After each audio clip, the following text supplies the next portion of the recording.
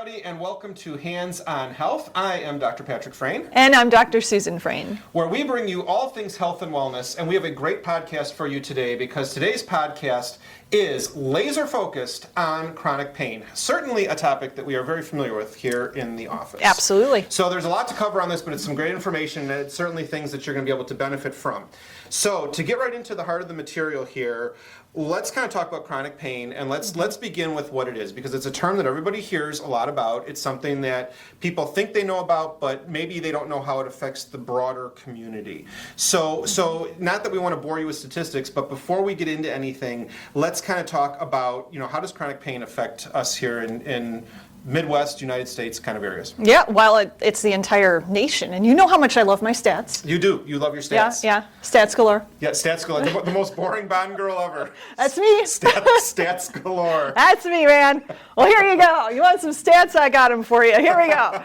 Any pain lasting longer than 3 months is considered chronic pain. Okay, so this could be the result of an illness or an injury that has healed, but you still seem to have the pain. Mm-hmm. It could be from a chronic issue, like arthritis, for example. But over 50 million people in the United States have chronic pain. That's a lot of people. That's a lot of people. And 80% of those people, not a big surprise, are then depressed. Okay, so we're seeing that if you're having chronic pain, there's going to be a huge connection to depression, which is obviously mental health, something that's very, very prevalent in society right Absolutely. now. Okay. Absolutely. Sure. It's the leading cause of long-term disability. Yep. And we spend over $600 billion a year treating chronic pain, disability payments, lost productivity. Mm-hmm. That's just in the United States alone. Sure. And that's the thing is where do those healthcare dollars go? Where do those treatment dollars go? And sometimes it's not even effective. It's all this money's being spent, but it's not. Well, it's not all that's effective. Because we are so reactionary with chronic pain. Right. And we're looking to, instead of figuring out why is the chronic pain there, we're looking to simply mask the symptoms. Right. So the most common treatment in the United States is pain meds. Yeah. And that's part of the opioid epidemic. Well, exactly. There was a huge problem with that, so much so that when patients are going to urgent care or their primary now for chronic pain issues, they're really scared to give pain medication, and understandably so, because there was such a big addiction, well, still is a big addiction with opioids. So what that's leaving is that people are now having to take, maybe they're taking Advil or ibuprofen. I don't know if I can say Advil. We did. Oh, there we did. Sorry, acetaminophen. There we go. NSAIDs. So they're taking that, but they're taking it every single day for months and sometimes even years on end. And this becomes toxic on the kidneys. It becomes toxic on the liver, things like that. So we know that this is a huge problem. We've really established that. Mm-hmm. So what are the most common areas of chronic pain? Because when I think of head, shoulder, knees and toes, are those the areas? No, it's more like back, hip, and knee and foot. I don't know if that works as well. Well, okay. I don't know if they make the song on that one. Maybe it's just my singing. Maybe it is. Yeah. So we know. Okay, we have four most common areas of chronic pain: the back, the hip, the knees, and the feet. These are the areas that we want to go. So where do we go with those areas? Well, the thing we need to remember is that when we have pain of any kind, whether it's acute or chronic, it's our body's way of telling us that there is a problem. Mm-hmm. So we need to figure out what that problem is. Is it something that there was an illness or an injury that we thought we had healed from and maybe we didn't? Maybe we've now developed this, our body has gotten into this chronic inflammatory habit that that's what it does now. That becomes the normal. That becomes the normal. Is it more like an arthritis type thing where there's damage to the joints that is something you're always going to have, you're not going to take that away, but now what do we do with that? Is that something that we can help either make feel better or at least heal a little bit? But there are a lot of things that will play into that. Our diet can play into it, for example, nutrition. If we're eating a lot of inflammatory foods, that can make the problem even worse. There are things out there such as supplements or homeopathics to help with pain in a more natural way. Although I don't always see those getting the best results with people. So the best thing that I've been seeing lately is with this laser therapy, because it's come such a long way that it's really making strides in the chronic pain area in the United States. And I think some of these consequences of the use of these chronic pain medications, I think it's very interesting that you brought up this depression side of things, because people come to us with all sorts of different issues, and you got to kind of sort through these puzzle pieces, and it takes a little bit of a leap, a little bit of a jump in healthcare today for someone to put together their chronic pain with their depression, but not from, well, everything hurts, so I'm always depressed, but because of what I'm taking. And it's this snowball effect, I feel, between what someone takes and what they are treating, and then the symptoms, and it's just this whole big ball of problems. Well, you and I were driving, this was a few months, well, maybe even 6 months back now. We're driving around, and what have we been seeing popping up like crazy? Orange construction cones. They pop up everywhere. No. No, kidney centers, dialysis centers, yes, right? Everywhere. Dialysis centers are everywhere. Why do you think those are everywhere? Right. Yeah, it's the toxification, the over-toxification of the system. Exactly. We are destroying our kidneys with all of these medications. We are causing fluid retention in our bodies. We're now getting high blood pressure as a result of that. Stomach bleeding, ulcers. There are so many things that are damaging to our overall health when we're taking these pain meds on a regular basis for chronic issues like this. And those are the consequences. That's the thing. And keep your eyes open too. Maybe in your community, have you seen as many dialysis centers as you did before? It's concerning. You're not seeing more dental offices, and all of a sudden you're seeing more dialysis centers. So exactly. Kind of interesting. So now we're going to get into the alternatives. We're going to start talking about what else can people do, and there's certainly one that's near and dear to our heart, and that is certainly laser therapy. So let's kind of get into that. So we're going to talk first about the different classes of lasers. Right, absolutely. And I'm going to let you speak more on that, but I've had people come in and they're like, well, I've heard of laser therapy in the past, but there's so much information out there. I'm so confused because they talk about these classes, class 1 or 2 or 3. But I don't know and I thought laser was, like they're going to do the laser eye surgery and it cuts in. I don't understand and there's hot and cold. What is all of this? So just so if you're listening to this and you're thinking, I've heard of laser therapy, or I was thinking of getting laser therapy, or whatever the case may be, not all lasers are created the same. And I think that's something that we really want to establish in this podcast for everybody. Very simple. We're going to run through these. Class 1, supermarket scanner. So when you're scanning your groceries and you're going through and the little red light is there at the self-checkout, that is the Class 1 supermarket scanner. Probably not going to help with your arthritis. You can't just take take your elbow by the supermarket scanner and sorry, you just hold it there for a couple of minutes. Don't mind me. It's okay. It's really embarrassing if you have hip arthritis and you're trying to get that on the supermarket scanner. That is a very unique thing. Ladies and gentlemen, don't try this at home. Store security may be called. Okay, Class 2 lasers are the laser pointers. This is the one, in academia that someone's giving a presentation. They got their laser pointer. It also can be used as a low-level therapy laser, though. But the interesting thing on that is time. It's not that it wouldn't work, but you would be there for hours and hours to have a Class 2 laser give you any benefit. Very superficial. It is superficial. It doesn't penetrate. Class 3, most therapy lasers that are in the communities, when people advertise that they have laser therapy and you're trying to sort it out, where do I go, what do I do, most therapy lasers are Class 3s, and that gets into the fact that is a single wavelength laser, meaning there's one wavelength of light that is providing you your treatment, and that is a Class 3. And then you get into Class 4 lasers. These are your surgical lasers. These are industrial cutting lasers. Obviously, if a laser is programmed to cut, you can cut it precisely for doing brain surgery. Or if the laser is cut more broadly, you can, make a fine piece of metal or, anything. You can fabricate anything. The laser that we use it's an MLS M6 laser. That's a mouthful. That is Say a that mouthful. 5 times fast. There's not a quiz on this later. But that is a patented dual wavelength laser. So there's actually 2 wavelengths that are used simultaneously, and we'll get into that in a little bit.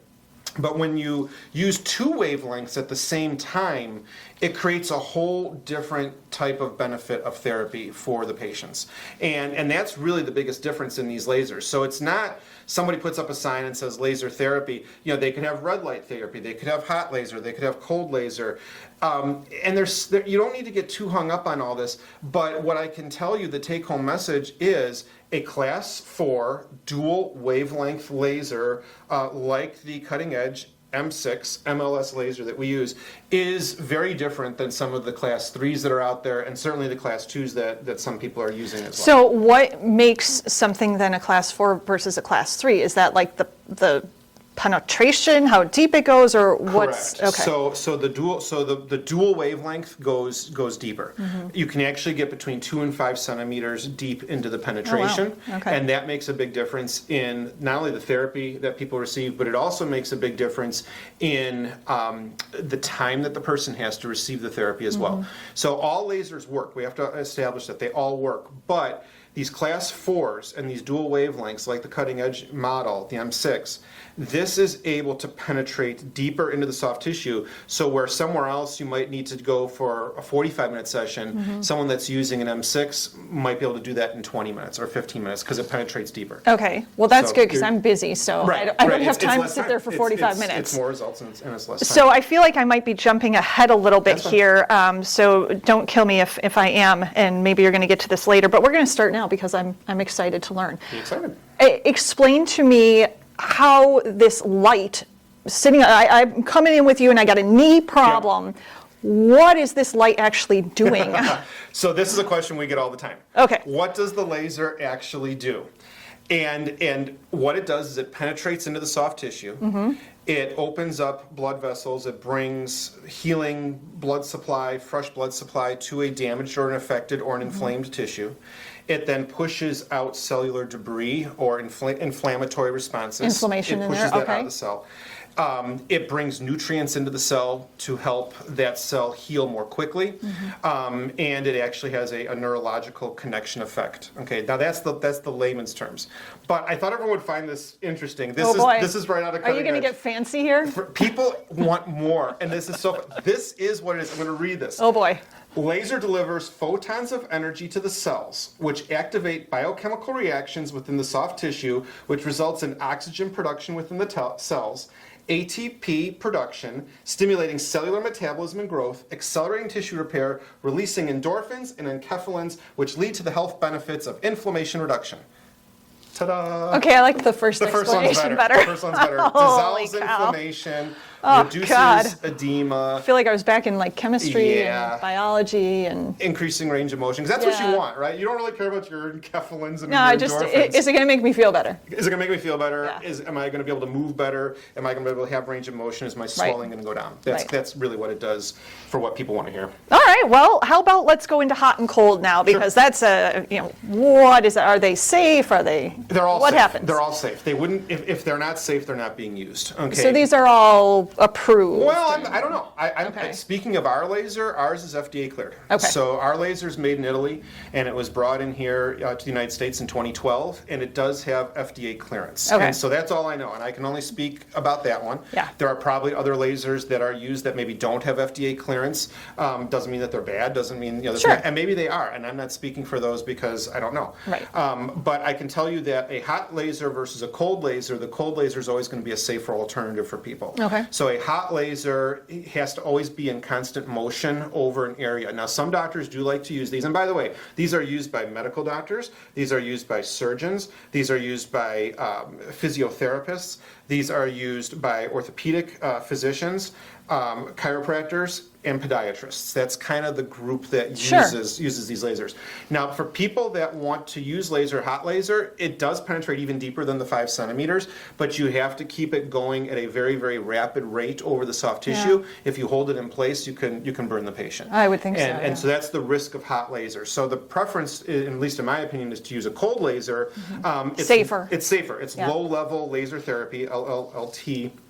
And it has a broader range of FDA clearance as Okay. a result because it's safer for the patients. It can be used for more things, You can is use what it on you're anything. saying. You Okay. can use it on anything. Okay. And with RM6, you can actually hold it over an area. Like, let's say you have swelling, chronic issues around a knee. Yep. That's been arthritic for a couple of years. You can actually hold a handheld laser over that area, for 3 to 5 minutes, and there's no heat, there's no nothing. So Okay, so a it- patient's not going to they're not feel gonna anything. They're not going to feel anything. Okay. They're not going to feel anything at all.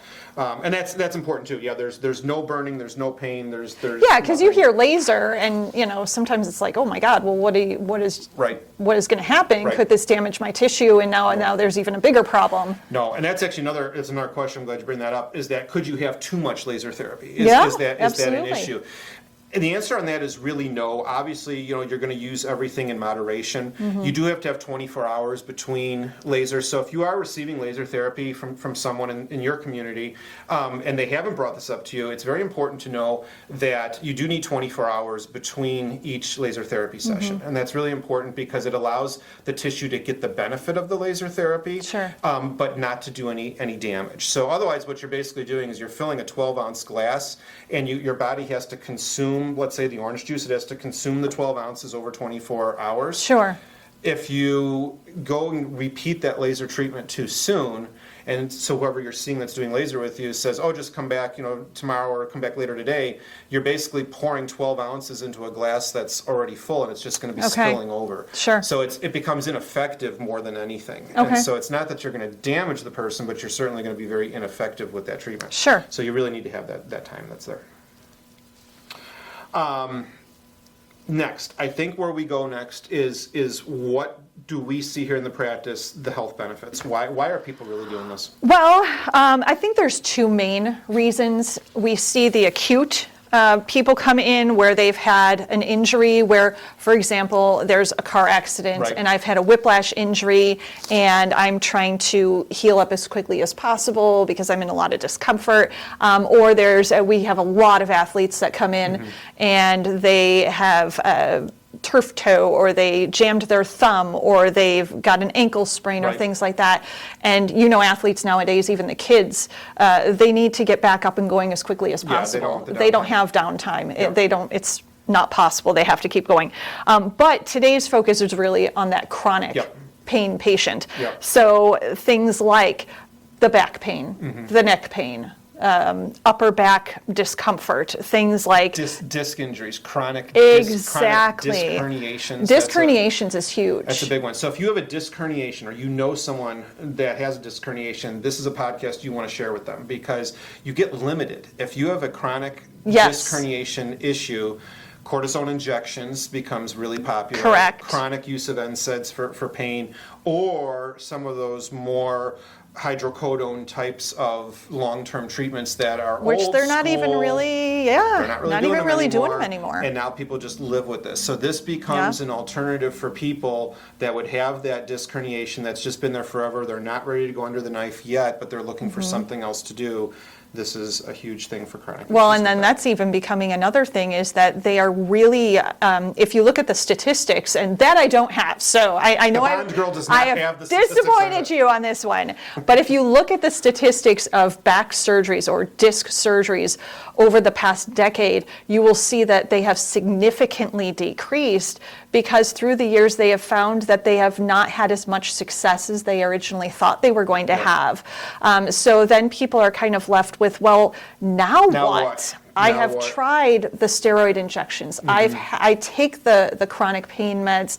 What am I supposed to do now? Because I can't keep living like this. Right. And that gets to dangerous levels. When somebody says, I can't keep living like this, that Right. is at a dangerous level. I've actually heard it in the practice where someone comes in and they've made that comment, and there is no bigger red flag that could fly when someone says something like that. Absolutely. So then back to what's a conservative treatment, and I'm sure there's many conservative treatments, but looking at being laser focused on chronic pain for today's topic, what we're doing, we're accelerating tissue repair, we're accelerating cell growth, we're improving blood flow. It improves vascular activity. It increases oxygenation and food for the cells. The metabolic activity is better. If you have trigger points, that are there and you just can't seem to work them out, you're going to your massage therapist and you constantly have trigger points, this is a solution for that. Reduction of scar tissue. Someone had a knee injury, a knee tear, a meniscus injury, an ACL, PCL, MCL, and now they got scar tissue. That becomes chronic. Yes. And this then helps to reduce that scar tissue. Improving nerve function. I'll touch base on that for a minute. How does it improve nerve function? Think of Legos. Be a Lego. Can you be a Lego? You want me to be a Lego? Yes. Like, So you two want me like Legos, this? yes. Oh, okay. So 2 Legos can connect very easily, right? So for people who are listening to this, we are putting our hands together Like 2 Legos. and connecting Put your like fingers 2 together. Legos. Connect 2 Legos Yes. together.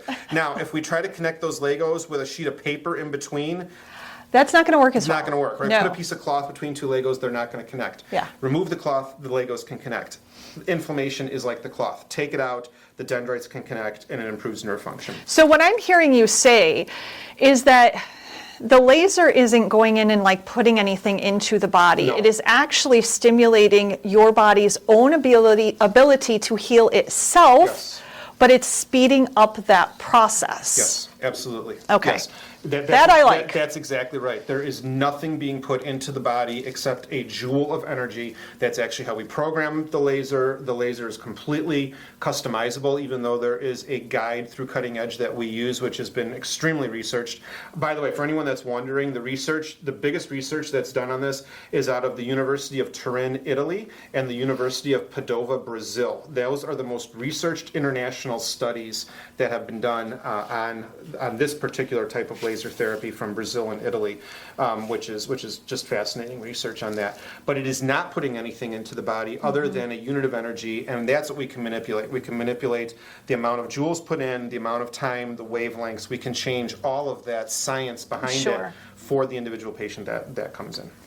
So then my next question would be, okay, I'm coming into you and I have had this chronic pain for years, and I'm going to say, look, I can't take this anymore. Right. We need to do something. But how long is it going to take me to see results? If I've had this for years, is it going to take years before I see any results? No, it's not years. And that's the nice thing about laser therapy for anyone that wants to give it a try, is that improvement begins after 4 to 6 sessions. So the first session, Okay. the second session is not going to do anything. It's very common you come in, you get your laser therapy, and people walk out and they go, that's it? What did it do? Sure. It just beeped. I didn't feel anything. I had to wear glasses and put them on. I saw some red light moving around. What did it do? So you're not going to see anything. Improvement begins after 4 to 6 sessions. Noticeable results would be around visits 9 or 10. Okay. 9 or 10. So each one is building on the one before. It's kind of Correct. like when you go to the gym.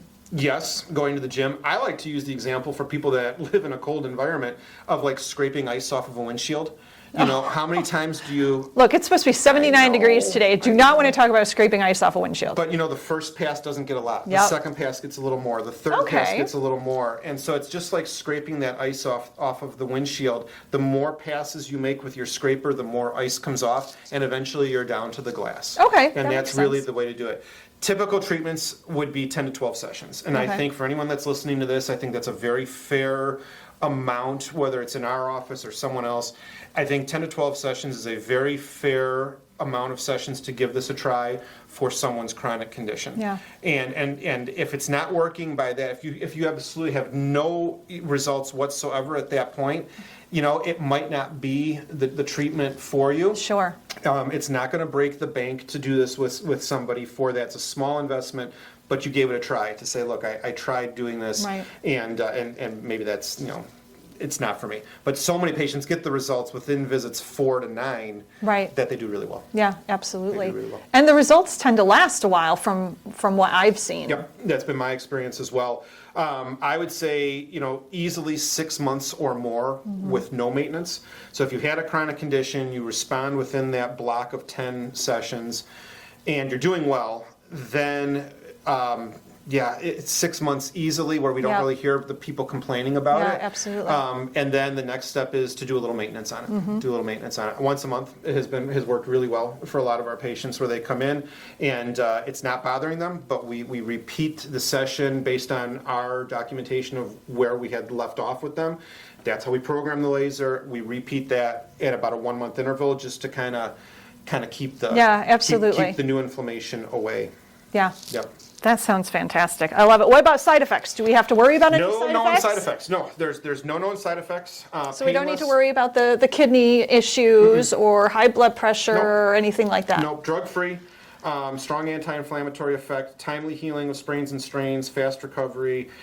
There really aren't any known side effects. And we do continuing education on this here in our office. I'm assuming the other doctors that use laser therapy do as well. And believe you me, they would bring something up if they said there's a side effect. They would let us know. And the FDA is Absolutely. going to also let you know that too. Oh, because yeah. it is an FDA-cleared unit. The things that you don't want to do is you don't want to, if someone's pregnant, now here's the deal, that according to the manufacturer, you actually can use laser therapy on a pregnant person. So like if a pregnant woman sprained her ankle, you could probably use the laser on the ankle as long as you're away from the uterus. Sure.